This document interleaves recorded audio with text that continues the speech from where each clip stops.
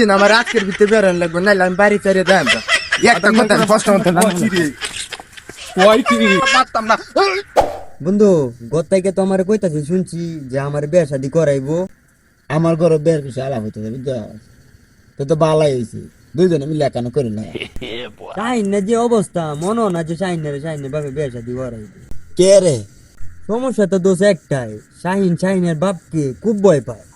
শাহিন হইছে একটা বিতু বুঝছ ও অন্যদিন কি বাপেরে কি ভয় পা কিরে আমার নামে কি কস আমি কি ডরাই রে আমার বাপের কে কই মাছ কি আমারে বিয়ার হইতে যা যাই তুই যে ডরে ফাদুরা তোরে দেখিস তো হইতো না। কেলা কইছে কিচ্ছু তো না আমি কি বেদি মানুষ রে আদাই তোরা এলে আপনি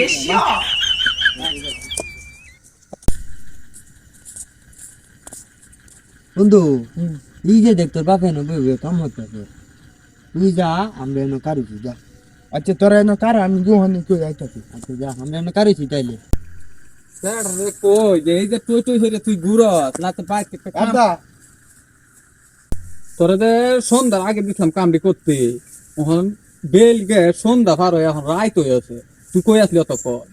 অনেকটা কথা বাদ দিন আমার বন্ধু বান্ধব সব বিয়ার হতে আমার বিয়ার কেরে সন্ধ্যা আগে দিছিলাম কামটি, ওখানে কাম হলো না, বের হরে কি বউরে কি আমি ভালাম নাকি তা? হ্যাঁ বাদামের করে বাদামে আইতে না বে হরাই তো এতে তো আমার বুঝি না আমার আজকের ভিতরে বেরোন লাগবে নাইলে আমি বাড়ি ফেরে দেন একটা কথা কষ্ট মতো কই কি কারো বাদাম তোমার আজ আমি বে স্বাদ মিলাইতাছি।